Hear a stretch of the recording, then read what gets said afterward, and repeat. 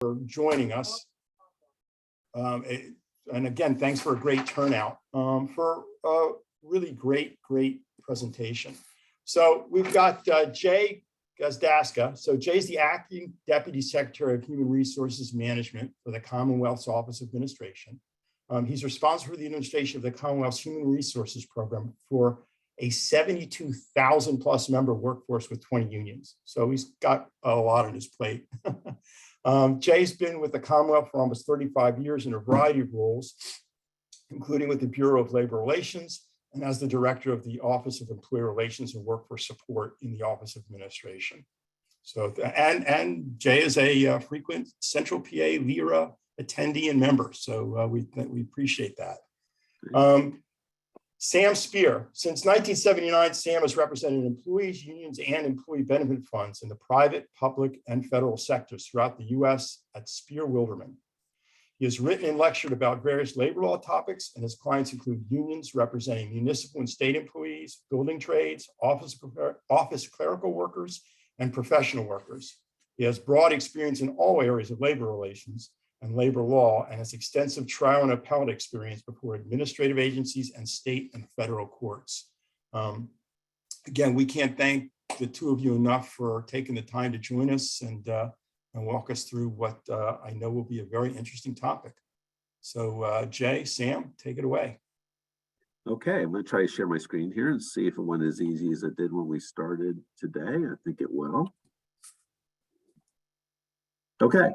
This is not going to be a PowerPoint presentation, just so everybody knows. I'm just putting this up here to have something on the screen and to guide our conversation. Good evening, everybody. I appreciate everybody jumping on here today. I know after a long work day, as many of you have, sometimes the last thing you want to do is jump on something that maybe is related to work, but we appreciate that you did it. I'm just really happy to be joined by my esteemed colleague, Sam Spear. I've known Sam since probably the early 90s. We've been negotiating one particular bargaining unit in the Commonwealth together since the mid 90s, and that's the Pennsylvania Doctors Alliance that Sam represents. I'm just really happy to be involved in something with Sam where he's not yelling at me. So we may go a whole night without Sam yelling at me, which will be a first, but I don't know, we'll see. It's a long hour. So I have to admit, I've been an LR guy mainly for most of my 35 years. Last year, so I've been doing this acting HR deputy thing. And I have to admit, in my role, all I have to talk about in recent months is recruitment and placement, because as everybody knows, with the labor market, particularly in the public sector, that's all anybody could talk about. So I have to admit, I'm just ecstatic to talk about something other than recruitment and placement and talent tonight, because I have to admit, I cannot stand talking about talent. And I'm going to scream if it comes up tonight. So I'm in my comfort zone. We're talking about labor relations. And what Sam and I wanted to talk about tonight was really public sector contract negotiations, currently and in the future. And we really wanted to talk about some of the impacts of Janus, COVID-19, and the American Rescue Plan. That is like the influx of federal dollars, because, we really think this is going to have a huge impact. A lot of us are currently bargaining now. Sam and I both are, and I suspect a lot of people on the line are either engaged in bargaining now, either on wearing their union hat or their management hat. And we know we have a lot of folks who are going to be mediating and serving as neutrals in disputes over language that we developed during this current round of talks. So, we think this will be a good conversation. And when we think about what's happened in the last 5 years, there's obviously, challenges and dynamics and external and internal pressures that are inherent in every round of bargaining. But when we think about all the things that have happened in the last 5 years, we think it's really going to have an impact on how we bargain, not only in Pennsylvania, but in all the 22 states in this country that allow collective bargaining. But we're going to focus obviously more on Pennsylvania than anything else today. The three factors, as I mentioned, are the Janus decision, COVID-19, and then the influx of federal dollars. Now, that first came about as the CARES Act, but that was really more on the leave side of things for, giving people extra leave because of coronavirus having kicked in March of 20. But the American Rescue Plan is really where you start to see a lot of the federal dollars flowing in particularly in state and local government. So we want to talk a little bit about that because I personally think that's going to have a huge impact on this current round of bargaining. So let's talk about Janus first. And I just want to make a couple comments, and I want to draw Sam in, because the one thing about Sam is my experiences with the Commonwealth. We have 20 unions that represent our workforce, but Sam has such an interesting experience because not only does he represent a lot of different unions, he's operating in a lot of different jurisdictions, not just Pennsylvania and New Jersey, and really his experience goes up and down the East Coast. So I really want to hear what Sam has to say about a lot of things. But when you think about Janus, like, regardless of whether you're a management or a union, I think we were all really watching that unfold, right? There were all kinds of cases lined up in the Supreme Court, and some just never made it. You had the Friedrichs case that made it, and Justice Scalia had died, or as many people would talk about, maybe Hillary Clinton had something to do with it before that decision occurred, and you had a vote that was tied. So then you had Janus come up, and I think everybody was ready for that decision. I mean, I know in the Commonwealth, we rewrote all our policies. We did all of our notice letters to the unions because I think the world was anticipating the decision that they came out with.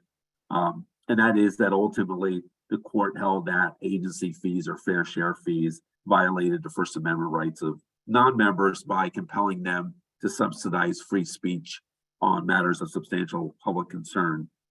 So, as many of you know, there was a 41-year-old precedent in the Abood versus Detroit Board of Education case that was overturned with that decision from Janus. So we're all waiting for it. We knew it was going to have an impact, and we knew it was going to erode some significant amount of revenues almost overnight. Like in the Commonwealth, for example, when that decision came out and we immediately stopped fair share, even though we had about 70% union membership in our unions, that basically cut off $7 million annually to our unions overnight.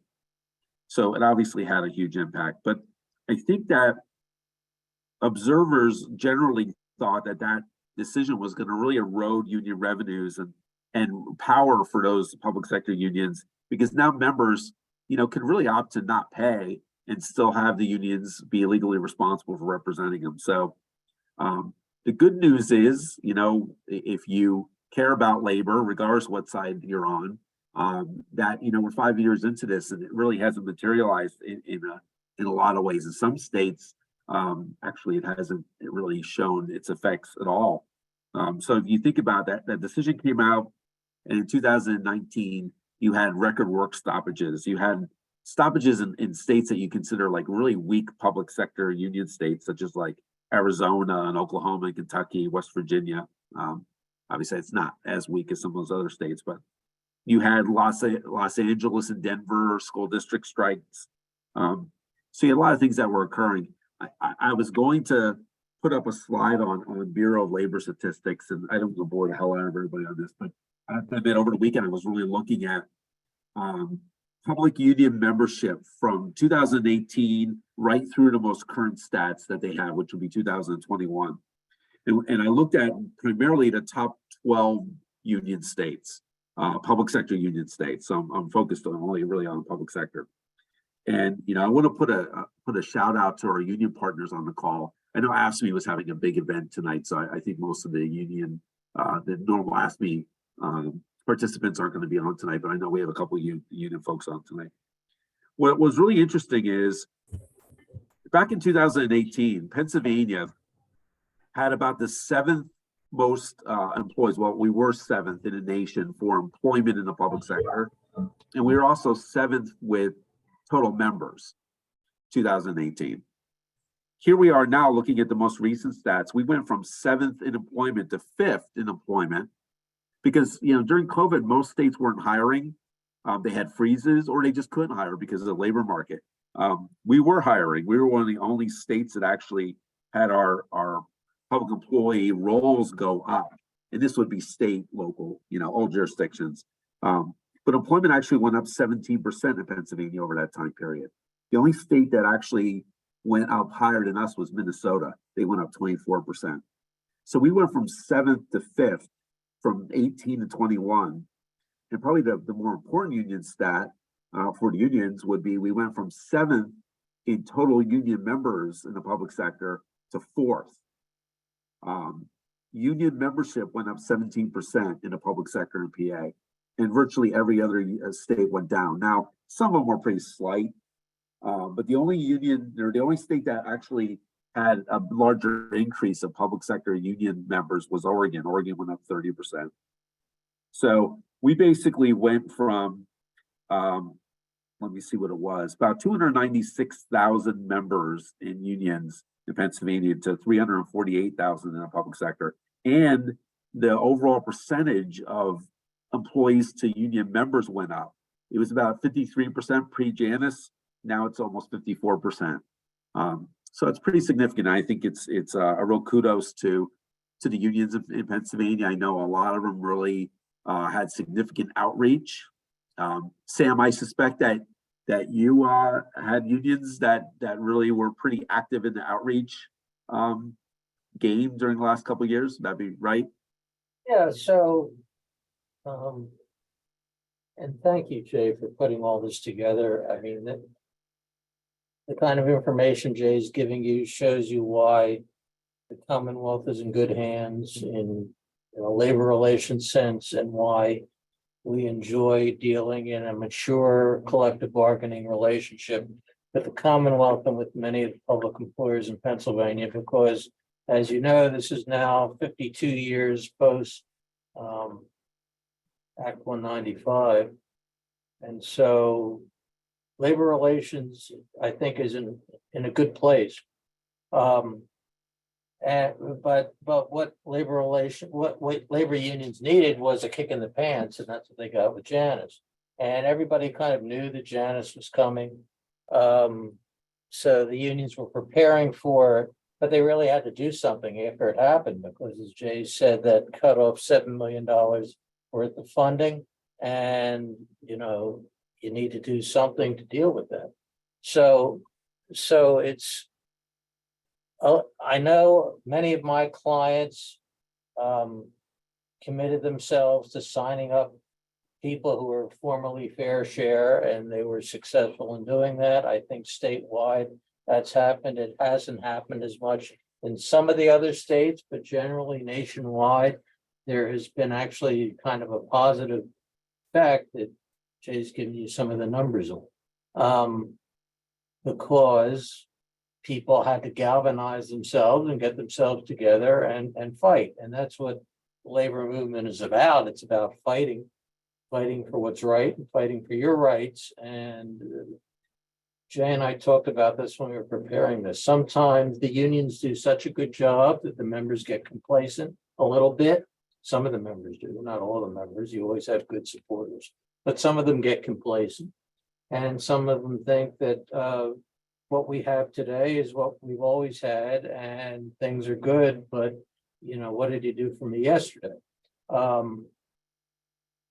The galvanizing effect that Janus had was, I think, good for the movement, but it's of a piece of what's happening nationwide with all sorts of things. Everything interacts. Remember, beginning in 2010, we had horrible labor laws that started to be passed in places like Wisconsin that really did bad things to the labor movement. And we've had a concerted attack on labor union rights and workers' rights for many years now. I feel badly that almost every speech I had to give to labor union clients and to members and delegates for the last 10 years probably has been about how bad things are getting. And you all better go out and vote, and you better go and vote for the right people, and you really have to get things together. Well, a lot of the members really didn't, they heard me, and I felt badly thinking, God, they must hate me because all I ever bring is bad news about how bad things are. And then Janus happened, and so there was living proof that something bad really did happen. Well, I have to say that the leaders and the members really did a good job responding to it. So that, yes, indeed, we have a higher level of membership now than we did before. And that's a good thing. So it's not unlike, but again, it's you have to look at it in terms of the political climate. We know that there are big groups of people who are out to basically destroy the labor movement.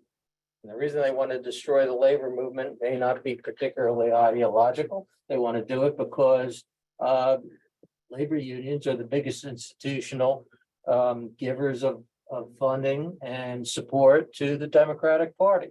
So it's obvious that if we get rid of the biggest institutional supporter of the Democratic Party, then, you know, Republicans or people that want to defeat the Democratic Party will be able to get ahead, is the feeling. And a lot of this is not motivated by any particular ideological thing. I think it's motivated by wanting to stay in power and to accrue power.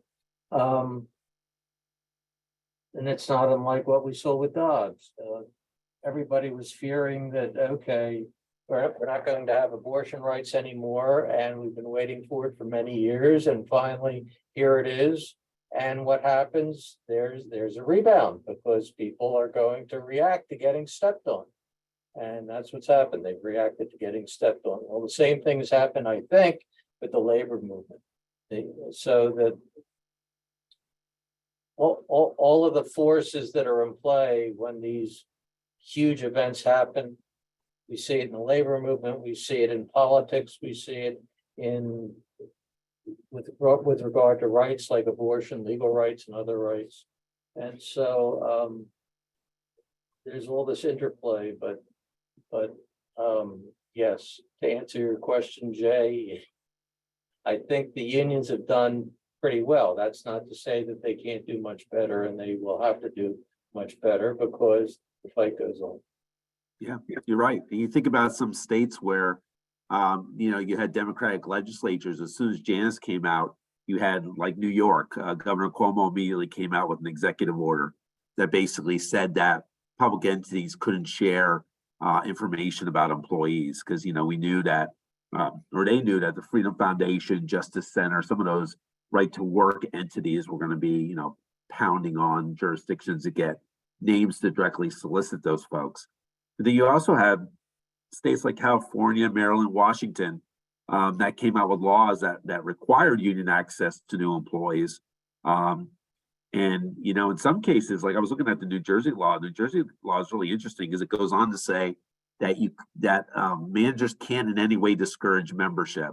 And if they do so, the law actually allowed, that provision allowed that the employees would be reimbursed for any members that left. Now, in Pennsylvania, I always think that's an unfair labor practice charge where you're, you know, encouraging or discouraging union membership. But, you know, New Jersey went as far as to put it in their law. So, and New York went, you know, New York went a little bit further even. They, and this is something in Pennsylvania gets discussed, this concept of non-union members not being able to have access to grievance or arbitration proceedings. Rhode Island actually has a law that says that police unions can stop representing non-members in grievance cases. So, you know, that's not something in Pennsylvania that was going to happen with, you know, Republican legislature at the time of Janus. You know, they had both the House and the Senate. So in our legislature, you saw sort of the opposite. You had, you know, the Koch brothers template legislation that was occurring in the Republican states, you know, such as like, you know, the requirement for annual recertification to members, things like that. You know, that legislation didn't go anywhere. There was like one law passed, but I think it was a really minor impact on the unions, but most of that got killed.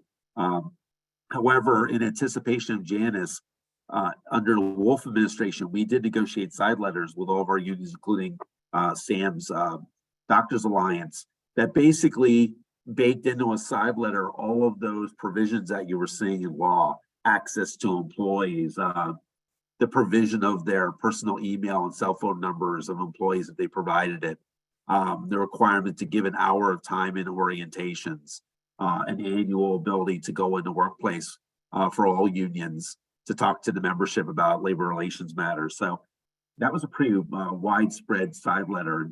I remember when I signed it thinking, and I signed it intentionally to basically protect my staff, knowing that if a conservative Republican came in, they would find where I was working in a finance building and probably walk me out on day one. But that side letter has done a lot of good things, and I think it contributed to the fact that I mentioned that when Janus came out, we had 70% of our folks were union members. As of today, we're at 75%. So that actually went up a little bit more, certainly significantly more than Pennsylvania public sector as a whole. So And the forces that get themselves together, and I have to say they've been well organized. Yeah. When they want to do something bad to unions, they can do it real fast. So there was a new Kentucky governor. But when the laws that you just talked about started, the bills started getting introduced, and it might have been around 2013 and 14. There was this big wave of those bills. And fortunately in Pennsylvania, you know, we had some good Republican senators who have lived with the labor movement for a long time. And so they weren't going to turn their backs on working people. So those bills got defeated. But where you get a governor that's going to get a majority in support of this kind of BS, it can turn around real fast. So that I remember when the Kentucky governor in around 2015 or so was elected, it took the legislature and the governor 3 days to pass right to work legislation in January of whatever year that he was sworn in. So Kentucky all of a sudden became a right to work state. And you have that in you see that kind of thing in other states. So it doesn't take long. And so we keep telling our members, if someone like Mastriani comes in, believe me, you're not, you know, the contract you have today, kiss it goodbye at the end of it. I mean, they can't stop the contract being in effect until it's over, but once it's over, that stuff could have gone out the window. yeah, you know, and I'm sure this wasn't lost on the labor movement, but I know just from a management standpoint, when what happened in Wisconsin happened, to me, it was just so massively symbolic. I mean, here was the birthplace of public sector unionism. I mean, who would have ever thought that could happen in Wisconsin? So to your point, Sam. Birthplace of absence. That's right. Yeah. Yeah, it's pretty amazing. Well, you know, talking about Janus, you know, we talked about how we were going to talk about how it impacted bargaining. So I'm curious, Sam, from your perspective, do you think it's emboldened local union leaders or stewards to challenge union membership? That is, do you think that members now have more clout than they did before Janus?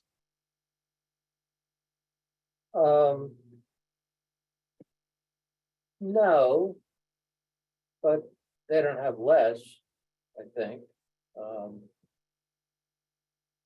I mean, it's taken a while for unions to adjust themselves.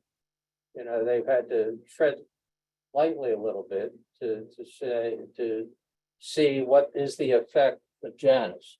And we had a lot of legal challenges that we knew we would have post-Janus that we had to, because then there's the wave of lawsuits that the National Right to Work people filed everywhere, where they tried to, not only was Janus declared unconstitutional, but now they wanted to go back the appropriate number of years to seek refunds. So there was all the refund legislation, every one of which failed. But it was a consistent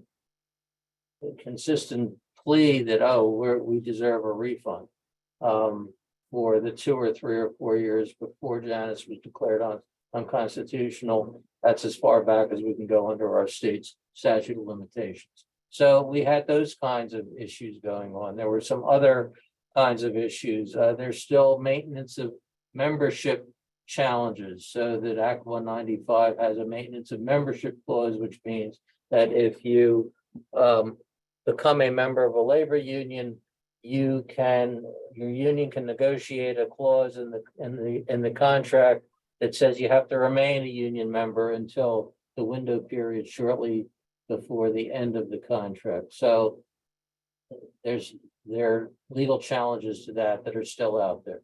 There are other different kinds of legal challenges. The right to work people have really tried to expand Janus well beyond what Janus said. One thing you and I had talked about in preparation for this was can and should unions be charging non-members for representation activities? And want to talk about that at all? Sure. Yeah. I mean, I know I mentioned that the laws that have been passed that, allowing certain unions to do that. That is something that I hear about from time to time. I know during the Wolf administration, I had some union leaders say to me that they were getting very close to convincing the Wolf administration senior leaders to doing an executive order on that. And I remember saying, like, as a non-attorney, I was like, yeah, I think you're going to need a little bit more than an executive order to be able to require, to charge people with something like that. But Well, for members of the audience that don't understand union politics, so that is an issue that is discussed sometimes. It's not discussed a whole lot, but it's discussed sometimes. And the four largest public sector unions, SEIU, AFSCME, the AFT, and I forget who the fourth one is. But they've consistently come out, they've joined together and have come out, and they said, no, we think it's a bad thing to have non-members be forced to pay a fee, despite that there are some laws in some of these states that say you can pay a representation fee if you're not a member for services that are actually provided to you. So it's different than fair share fees where the union has to figure out what portion of its expenses go towards negotiating the contract and what's the pro rata portion per member that each member should pay to receive the services that he or she receives. This is where a non-member, an employee has a personal grievance and it's time to take it through the grievance process and arbitration. Can the union and should the union charge them for that?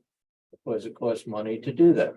So again, SEIU, AFSCME, and especially in Pennsylvania, and AFT have all taken the position that no, that's not what unionism is about, and we're not going to permit it. Just as a matter of interest, under federal law in the private sector, you haven't been able to do that kind of ever. I know that there are cases that go back to the 50s and that have all said that it's an unfair labor practice for a union in the private sector to charge a non-member the cost of representing him or her in a grievance or in an arbitration.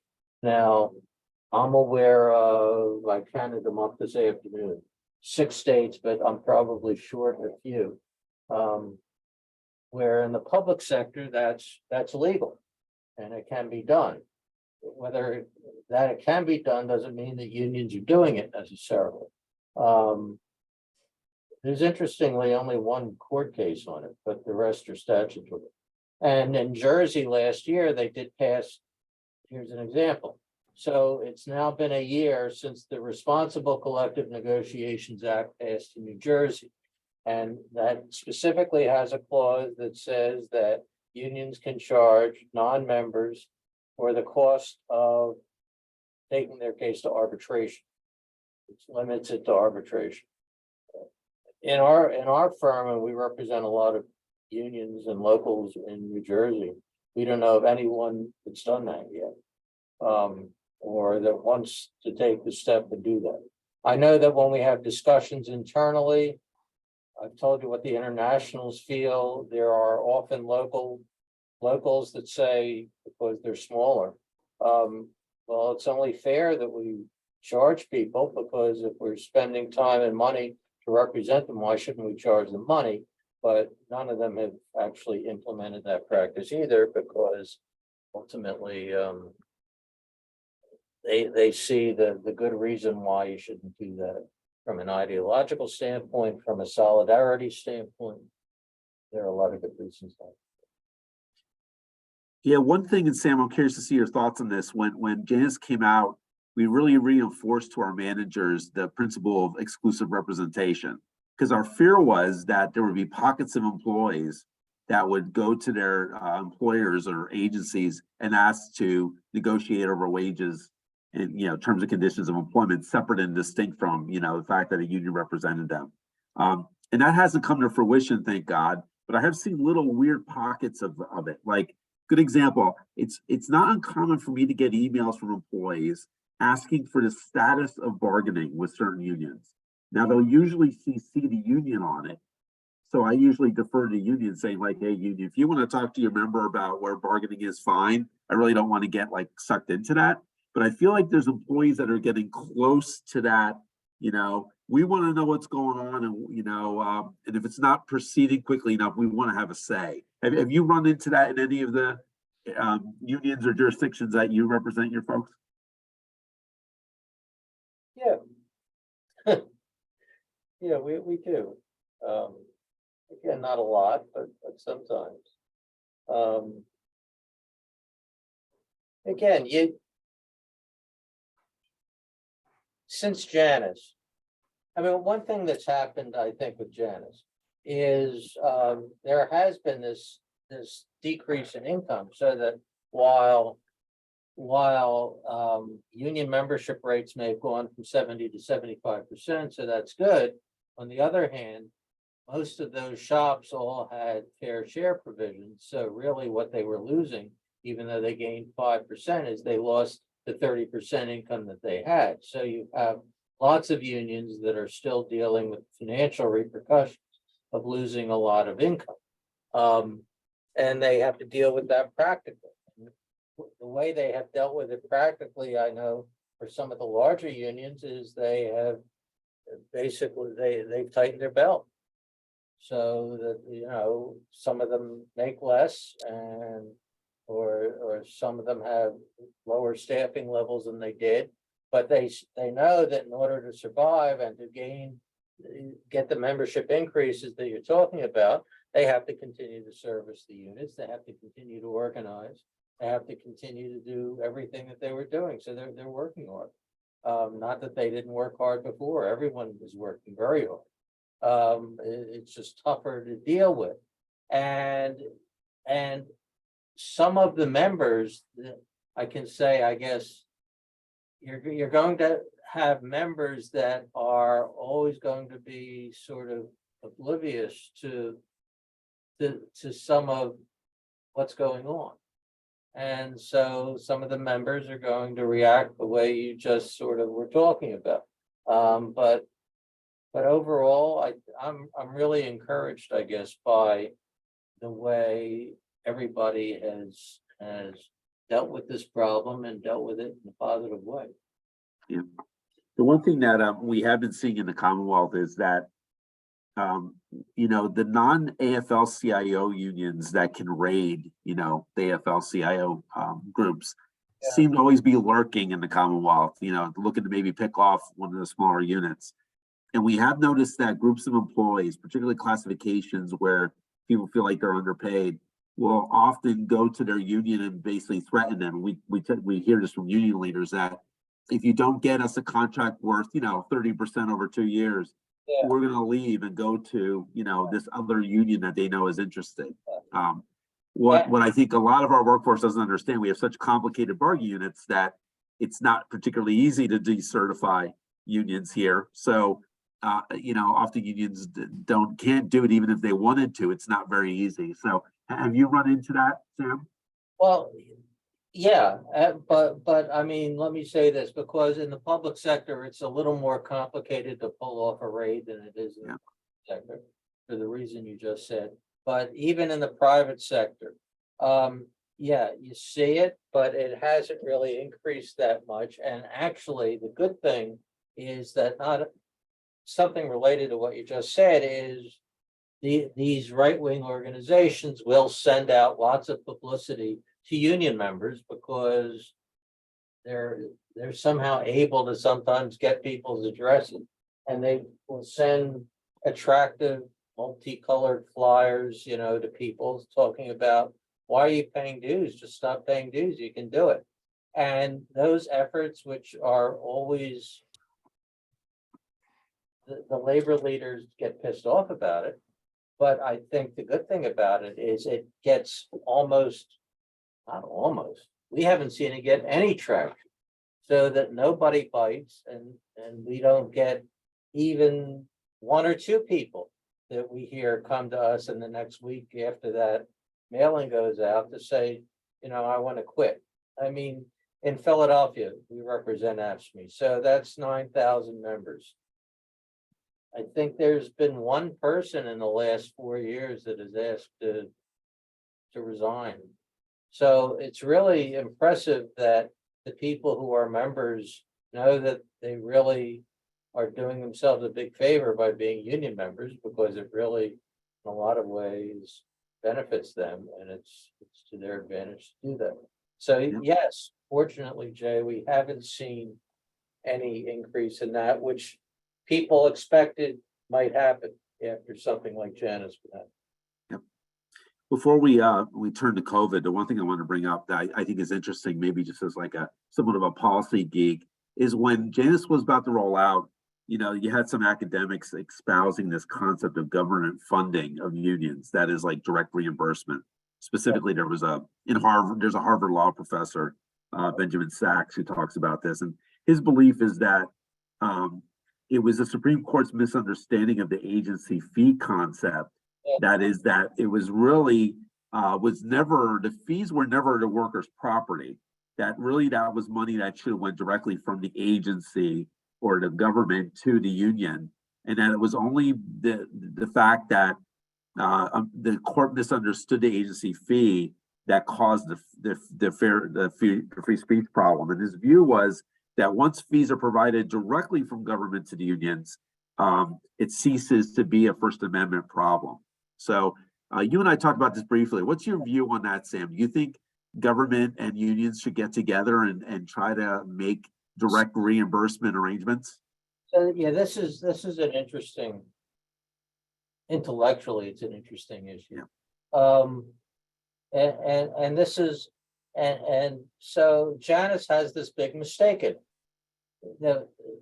I remember when I first read it, my jaw dropped, because Justice Alito says, well, you know what? I mean, taking away this right that's existed for more than 40 years, and every court that's ever talked about it has reassured us that it's very constitutional, until Justice Alito, decided in 2009 that we're going to start issuing decisions which cut into that. So, and this is what he said. He said it's fine because really, quote, individual non-members could be required to pay for that service or could be denied union representation altogether.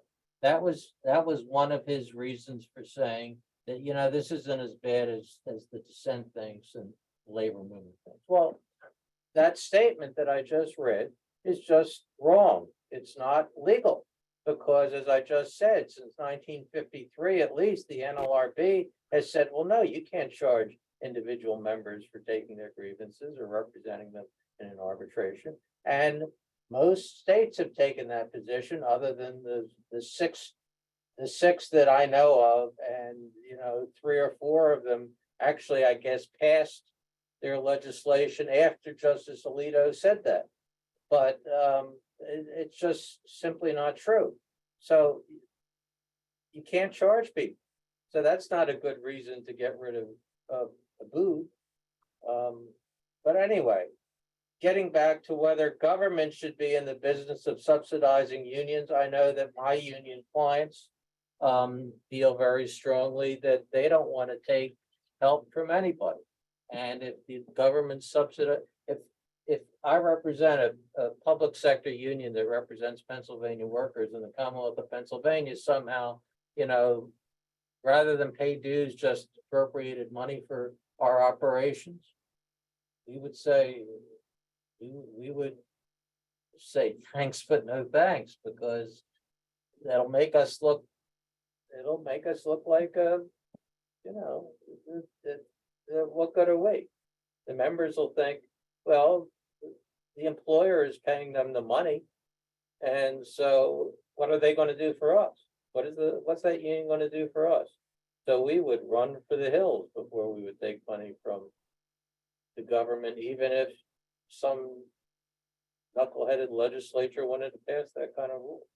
Yeah, I mean, we always worry from a management standpoint, where does an employer's lawful cooperation with the union to help maintain membership cross that line into unlawful support and assistance? So it's something that we always worried about, but it really hasn't come to fruition. Plus, of course, under current law, it would be illegal. It's an Yeah. unfair labor practice. It would be employer domination of the union. Yep. They could always change the law if they wanted, but you know, from a policy standpoint, we think it's a real bad idea. Yep. So as much as Janus, you know, is fascinating, and we know it has an impact on bargaining, you know, to some degree or another, then we have COVID that rolls out. And, you know, we've not really had many units that have opened up since COVID, you know, a couple, but not many. We have the majority of our unions that are actively negotiating with contracts that expire here on June 30th. I have to admit that I think COVID-19 is going to dominate the conversation at the table, particularly when you're talking about like direct care staff, the people that were required to come in during COVID and didn't have, you know, the luxury of doing telework in any way, shape, or form. So, you know, that's what our sense is. And what have you seen, Sam, and the units that you've represented since the pandemic? Sense is right, because remember, like for 15 or 20 years, all both sides were bargaining about was healthcare costs and healthcare coverage.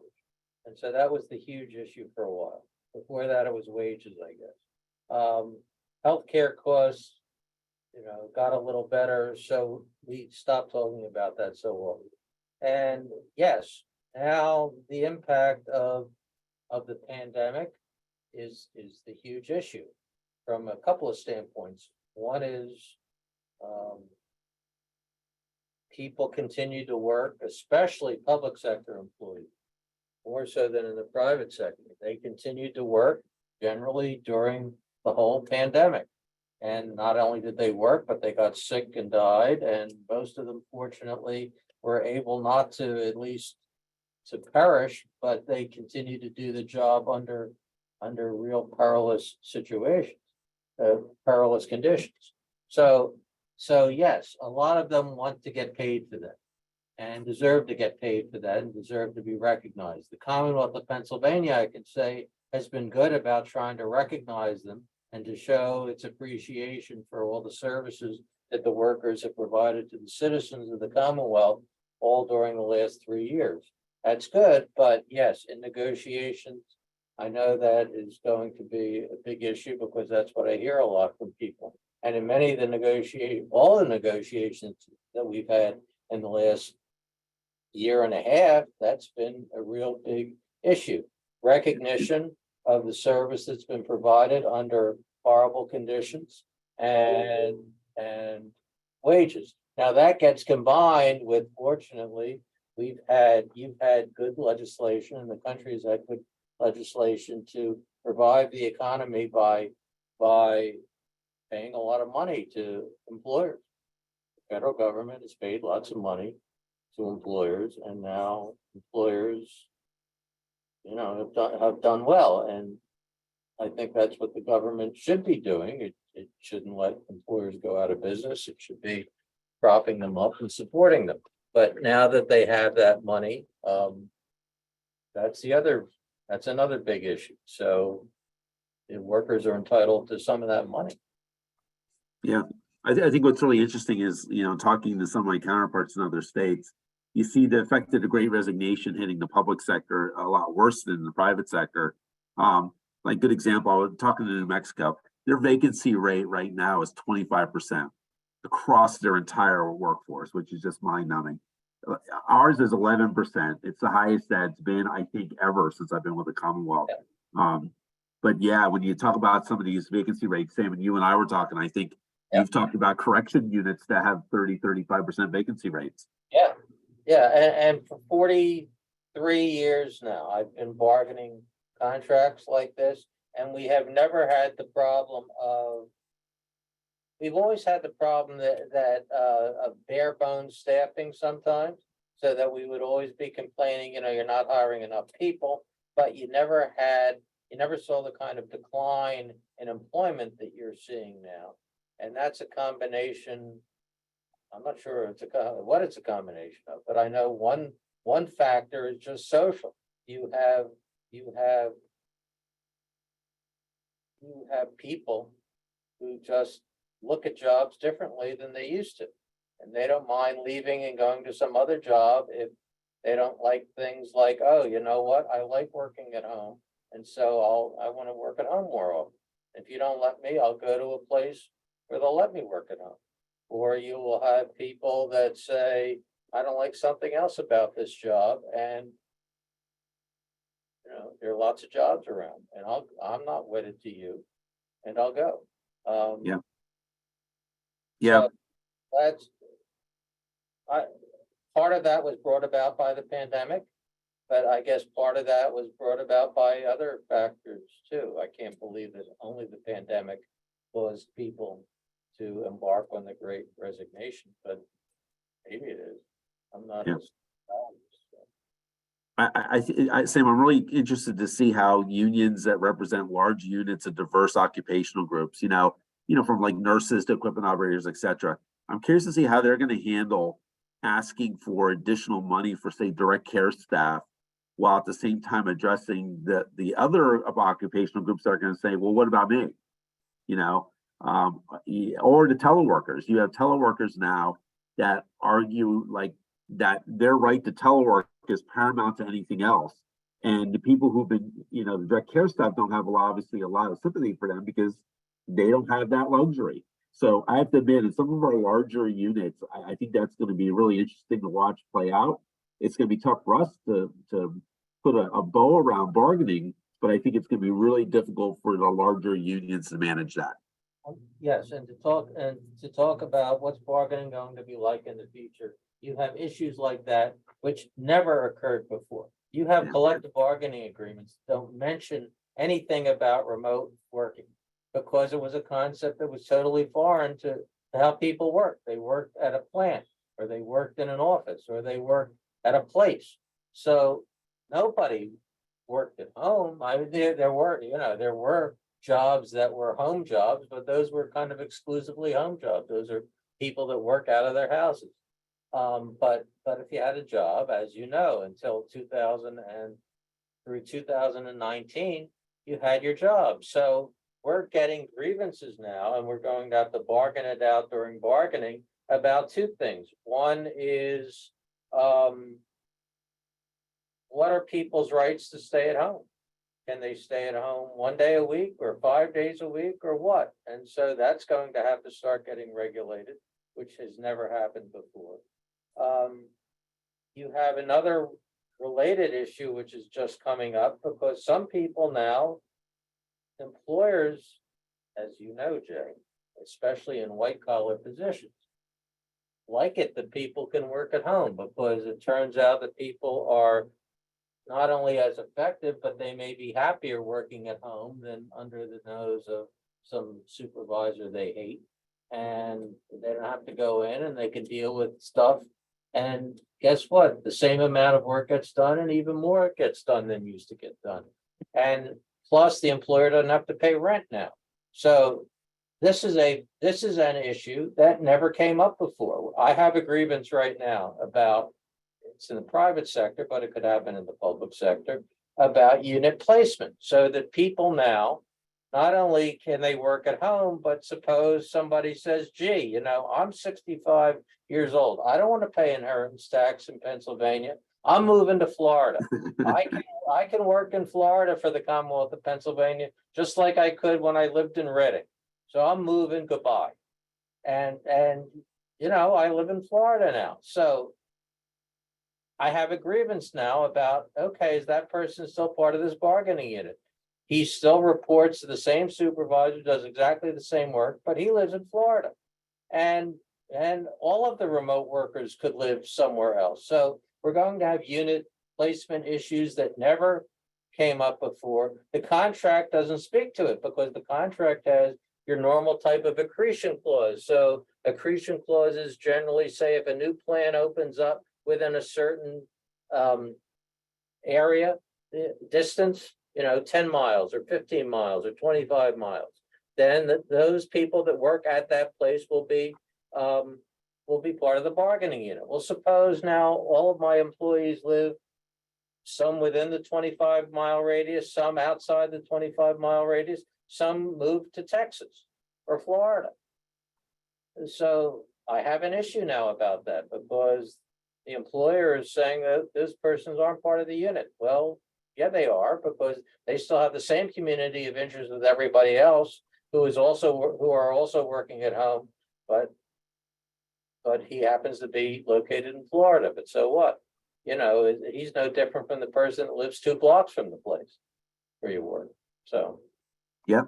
You have things that are coming up like that we have never encountered, and that the contracts don't even speak to. So we are going to have to incorporate new ideas and language in the contracts through collective bargaining to deal with those kinds of things. You're right. And at the same time, you know, before we leave COVID, the one thing we have to talk about is, and you referenced it earlier as a hot issue years ago, but maybe, you know, not now, but it will be again, and that's healthcare costs.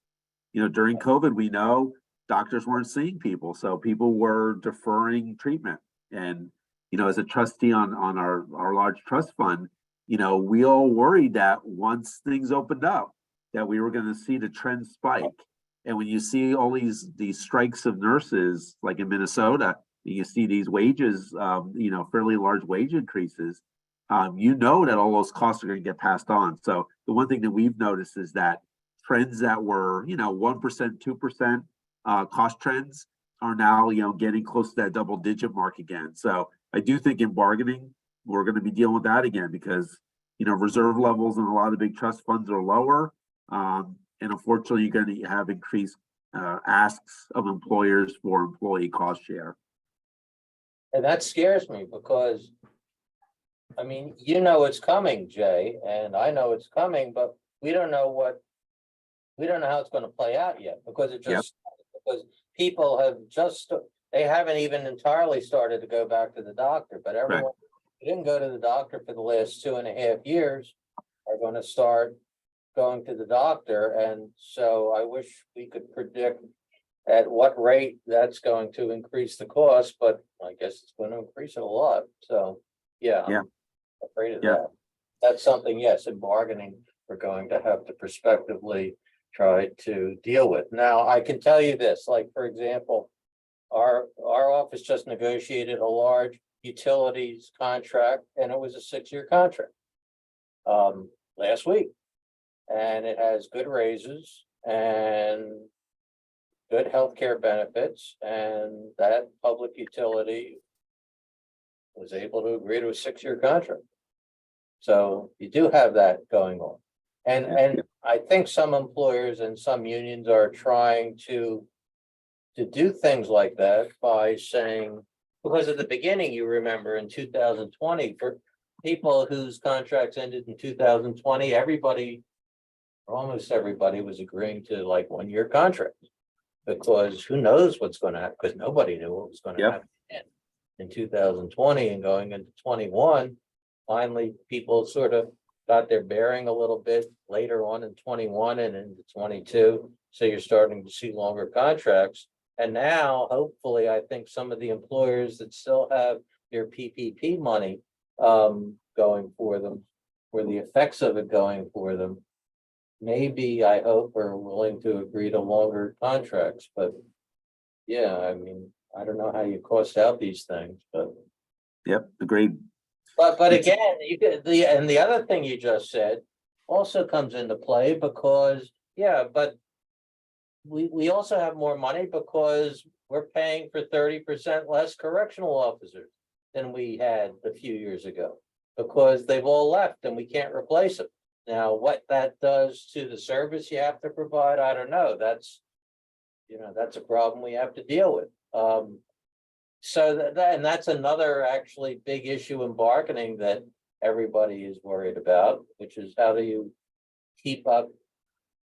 It used to be, as I said, we were bare bones, but we get by with the bare bones. Well, now we're less than that. Now we're no bones and staffing. And how do you recruit, and how can you recruit and retain your employees to do the work that has to get done?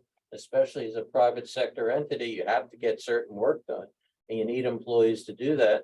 How are you going to do it?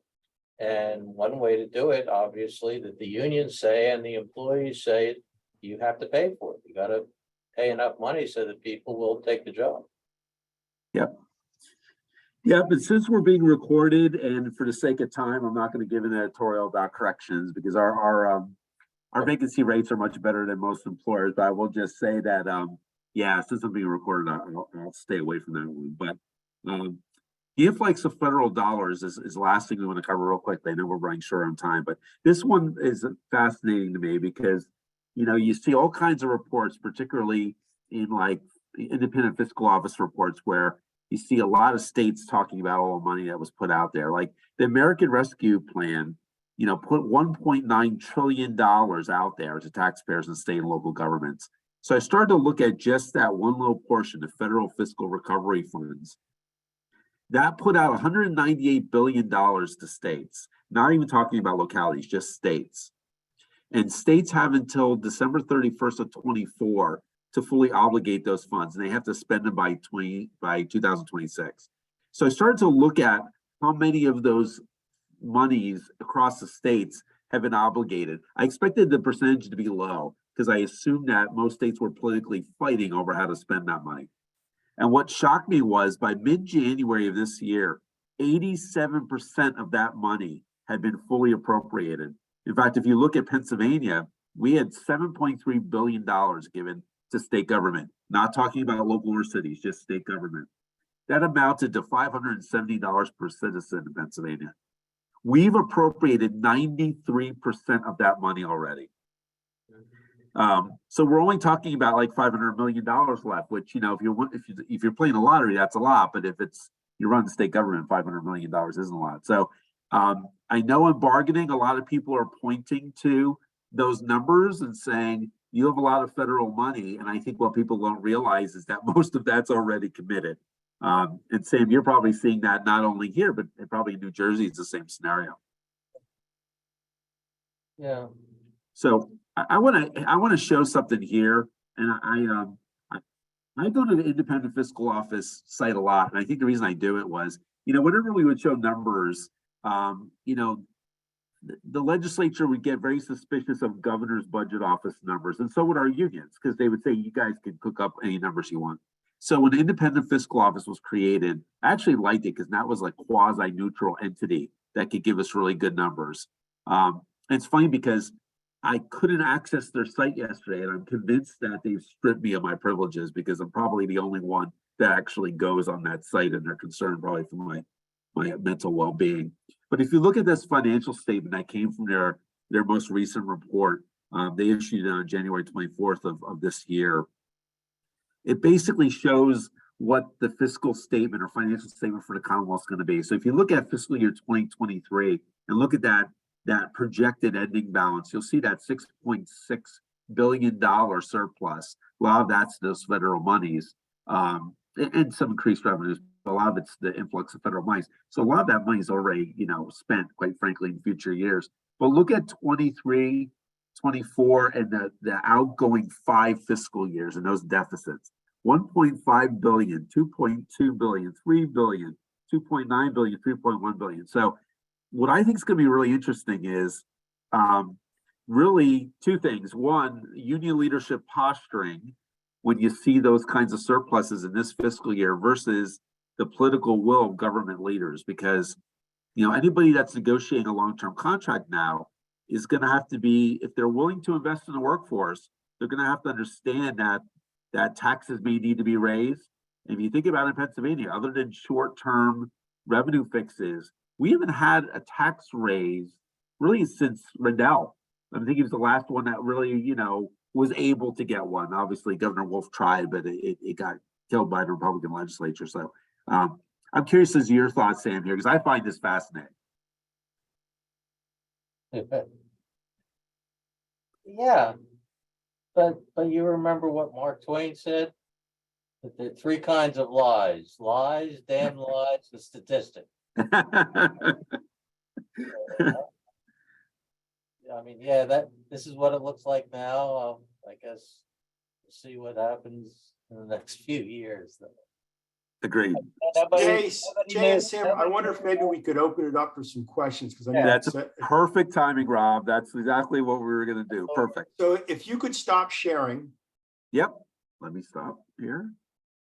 and I know we're past 7 and it may be that some folks have to go, but if you guys could hang around, if anybody has questions, you can just put your hand up and unmute yourself.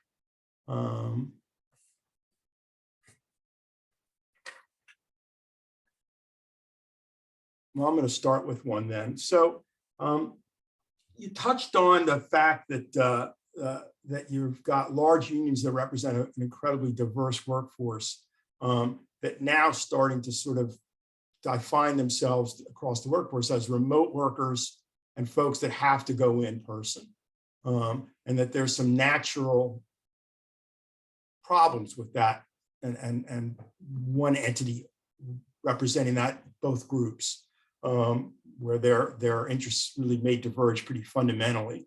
So I'm curious as to how, from the Commonwealth standpoint, you help bridge that, and from the union standpoint, the extent to which that really may present a fundamental issue of management of a group that's got that very, very basic diversification. So, No, Jay. yeah, it's a great question. I think that we need to do everything we can to help the union at the table, because I think that they're going to have real fissures, particularly the larger unions that have those diverse groups. And I think we're going to have to basically try to say, to the extent that we can we take the telework conversation sort of off the table, or not off the table, but have it on the side and maybe work on side letters, because I'm afraid that if it gets talked about at the table too much, it may paralyze really the conversation from moving forward for a larger union. There are some unions that, there's one that I won't mention in particular, where it is the #1 issue. The members have actually said it is more important than wages, which just goes to show you it's a union that is largely telework. So yeah, the larger unions that have a mix are going to be an interesting dynamic, and we need to do everything we can to help the union leadership, or else, we're going to have tough negotiations. But the unions that want to make it a #1 priority are going to be a problem too, because like most employers, our view is we'll talk about it, but we're not necessarily going to negotiate over the language, and we're certainly not going to negotiate, the use of seniority for selection and telework and things like that. So it'll be a really interesting, as Sam pointed out, a really interesting how it's going to play out in bargaining. Yeah, I think it's an issue that, yes, it's an important issue. It will, unions have been able up till now, I think for the most part, to say, okay, we will try to get what we can for you from the employers. And sometimes we can get something and sometimes we can't. And so we've been able to hold off what I think is eventually going to be, a real, it's a tidal wave of probably more and more discontent about how different people are treated. So I think it will become a larger and larger issue. Unions have, again, tried to address it internally, but it's going to get worse. Yeah. Other questions? Can't really see quite everyone at the same time, but I was surprised we don't have outcries saying, "Come on, Sam, yell at Jay. It's almost over." Here's your opportunity. No, we like to keep it cordial here. I gave you the Mark Twain quote. Well, I'd like to thank Jay and Sam for a really interesting topic, and frankly, one that's going to be playing out for probably the next 20 years. So if we could just give them a big hand. And I want to thank everybody for coming today. The next meeting we have is on March 7th. It's with Ken Ager, who's the vice president of the AAA. And we'll get a reminder out on that shortly with the specifics on the topic. But with that, thanks for everyone who's taken the time to join us tonight. Thank you. Okay. Thanks, Rob. Thanks. Thanks, Rob.